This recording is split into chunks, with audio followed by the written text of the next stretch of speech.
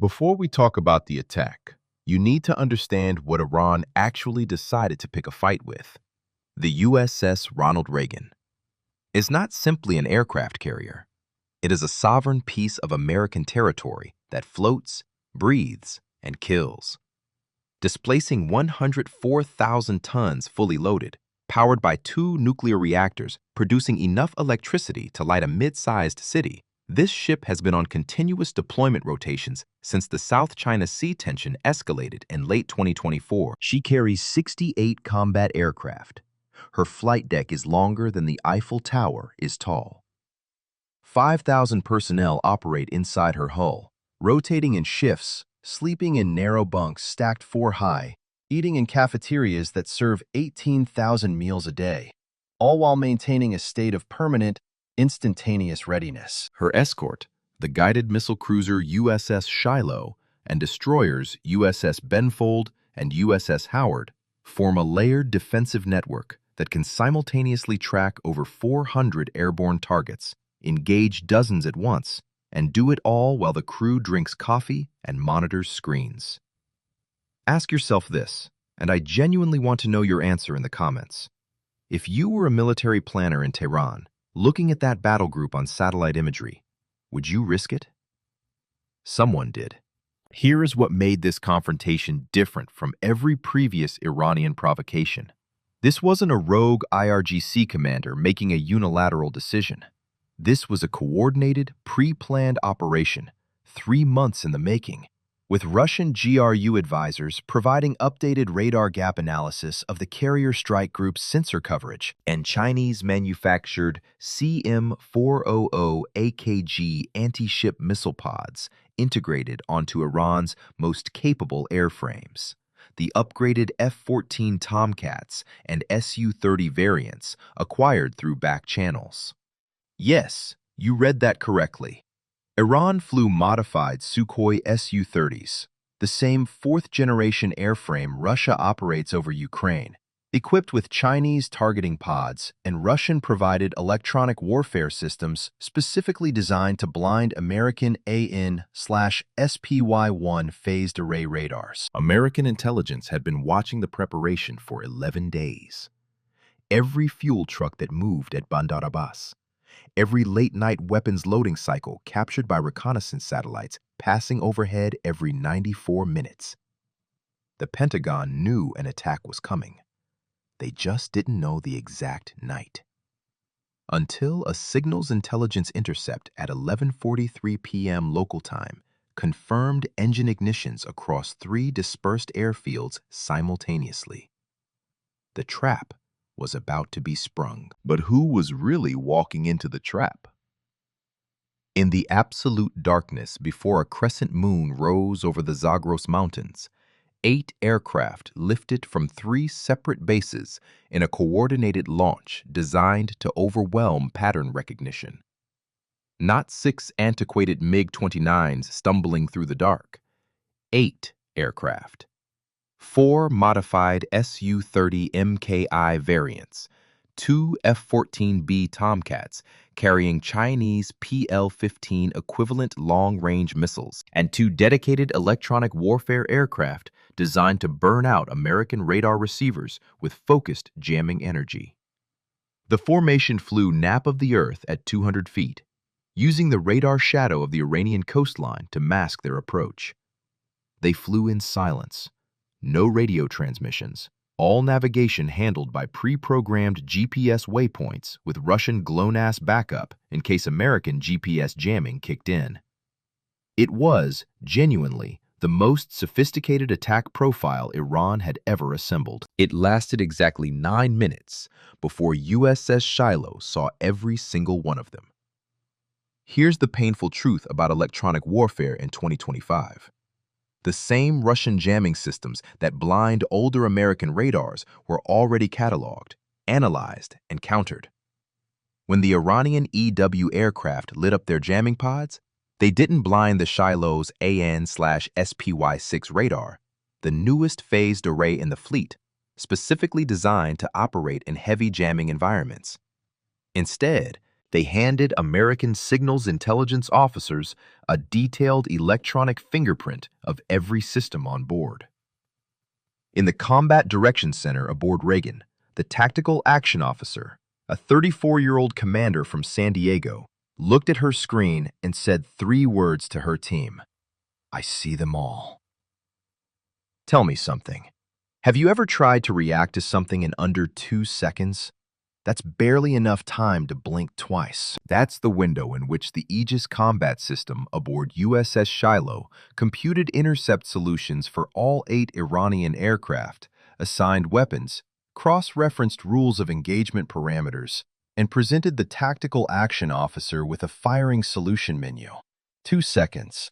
While the Iranian pilots were still convincing themselves their jamming was working, they were already solved equations in an American computer. The strike group executed what naval doctrine calls a threat tiering cascade.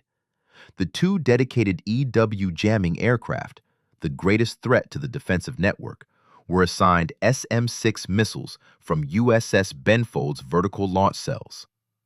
The 4 Su-30s carrying anti-ship missiles were prioritized for fighter intercept, their weapons more dangerous if they reached launch range. The 2 aging Tomcats, flying as a distraction element at higher altitude, were left for last. At 2:31 a.m., on the flight deck of the Ronald Reagan, the night exploded into controlled violence. Launch crews in red jerseys, working under strict emissions control with only red-filtered flashlights, had already positioned 4 F/A-18F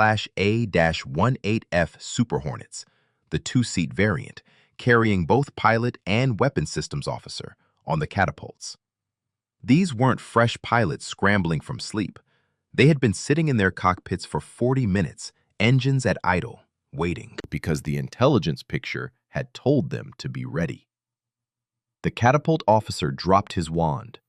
4 Super Hornets, call signs Warlord 1 through 4, were thrown from 0 to 175 miles per hour in 2.8 seconds. The steam catapult is a violence so pure it compresses vertebrae, whites out vision for a half second, and dumps you into the black Persian Gulf night, already climbing at a 30-degree angle toward combat altitude. Warlord flight climbed dark. No navigation lights, no radar emissions, climbing silently on data link guidance fed from the Shiloh's Aegis picture, seeing the enemy on their cockpit displays without emitting a single radar wave that the Iranian RWR systems could detect. The hunters were invisible. The hunted thought they were the hunters. At 2:38 a.m., the 2 Iranian electronic warfare aircraft flying at the front of the formation to clear the path received a rude awakening. USS Benfold fired 2 SM-6 missiles from her forward VLS cells. The SM-6 is not a polite weapon. It accelerates to Mach 3.5, roughly 2,600 miles per hour, and is guided by both the ship's radar and its own active seeker head. It does not need to be told twice where to go. The first Iranian EW aircraft had 31 seconds from missile launch to impact. 31 seconds to realize the jamming hadn't worked.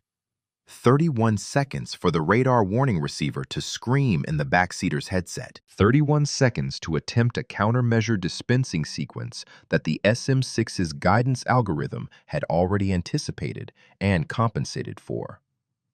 At 2:39:09 a.m., a massive fireball reflected off the surface of the Persian Gulf.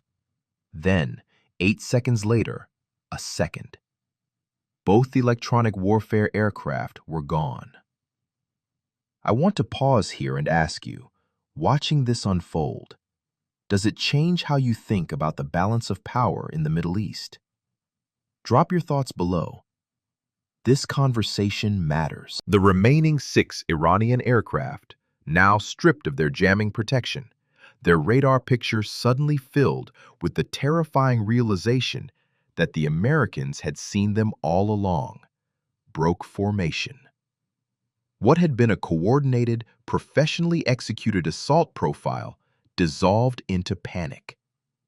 One Su-30 pilot, realizing his missile shot was now a death sentence rather than a tactical move, yanked his aircraft into a hard climbing turn, trying to run north. Two Tomcat pilots pushed their throttles to afterburner and turned for home. Three Su-30s pressed the attack. Whether from discipline or desperation, history will record ambiguously. Warlord 1 and 2 had been waiting at 28,000 feet, unseen, for this exact moment. The Su-30 is a capable aircraft. In a fair fight, pilot against pilot, aircraft against aircraft, with no supporting network, it is competitive with anything the West flies. Iranian pilots trained on them, knew their strengths, had practiced for this engagement. But Warlord 1's weapons systems officer had already solved the geometry. At 22 nautical miles, well beyond visual range, she designated the lead Su-30 and called Fox 3 over the encrypted radio net. An AIM-120D AMRAAM dropped from the rail. The AIM-120D is the definitive version of America's premier air-to-air missile. It carries its own active radar, flies at Mach 4, and has a no-escape envelope that accounts for target maneuvers before the pilot even begins to execute them. It does not chase a target. It flies to where the target will be. At 2:41 a.m., the lead Su-30 became wreckage. The pilot ejected. In the next 4 minutes, Warlord flights splashed 2 more Su-30s. The surviving aircraft, 1 Su-30 and 2 Tomcats, scattered in different directions, dumping flares and chaff across 40 miles of Persian Gulf airspace like a panicked flock of birds running for Iranian airspace. They were allowed to leave, not because the Americans couldn't catch them, because a message had already been sent. By 3:15 a.m., the Persian Gulf was quiet again. The USS Ronald Reagan had not altered course by a single degree, had not reduced speed, had not moved a single ship in the strike group out of formation. To the carrier battle group, the engagement had been a planned, executed, and concluded tactical event, logged, documented, and filed before the sun rose over the Zagros Mountains. 3 Iranian aircraft destroyed, 3 pilots ejected, their coordinates immediately broadcast to Iranian rescue frequencies by American forces. A 4th aircraft limped home with battle damage it would not fly again without a depot-level rebuild. But here is the part that cut deepest in Tehran. The morning after, American signals intelligence published, through back channels to every regional intelligence service, a complete electronic order of battle of every Iranian aircraft that flew that night. Every frequency, every emission signature, every tactical communication. The message was not, "We defeated you." The message was, "We know everything about you. We knew before you launched. We will know next time before you decide." And I want to ask you directly, if you were advising the Iranian military leadership the morning after this engagement, what would you tell them? Seriously, comment below. I read every single one.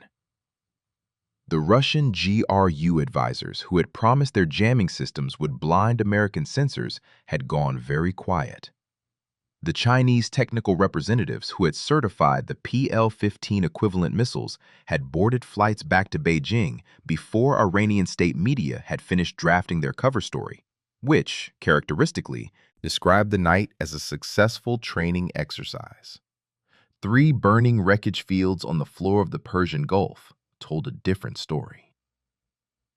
In the weeks that followed this engagement, 3 things happened that the nightly news underreported. First, Iran quietly suspended IRGC naval harassment operations in the Strait of Hormuz for 47 consecutive days, the longest pause in over 3 years. Second, regional partners who had been wavering on American security commitments quietly renewed defense cooperation agreements. The carrier strike group had done more for American diplomatic credibility in 1 morning than 6 months of negotiations.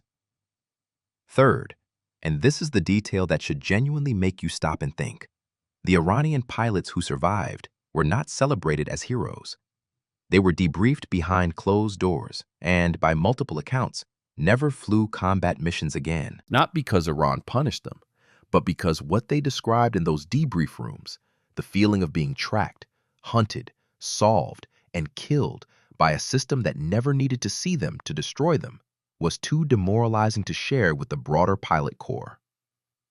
Modern warfare is not always decided by courage. Sometimes it is decided by the simple, crushing reality that one side has moved into a technological era the other side cannot yet see, let alone match. The Persian Gulf is quiet tonight. But quiet, as we have learned, is not the same as safe. And restraint, as those 8 Iranian aircraft discovered in the absolute darkness before dawn, is not the same as weakness. The ocean does not forget, and the ships that patrol it carry long memories and longer reach. Before you go, smash that like button if this kept you on the edge of your seat, and subscribe so you don't miss our next deep dive into modern warfare's most defining moments. And tell me in the comments, which conflict scenario do you want us to break down next? Because the world is changing fast, and understanding the technology and tactics that shape it may be the most important thing any of us can do. Stay sharp, stay curious. The next flashpoint is already brewing.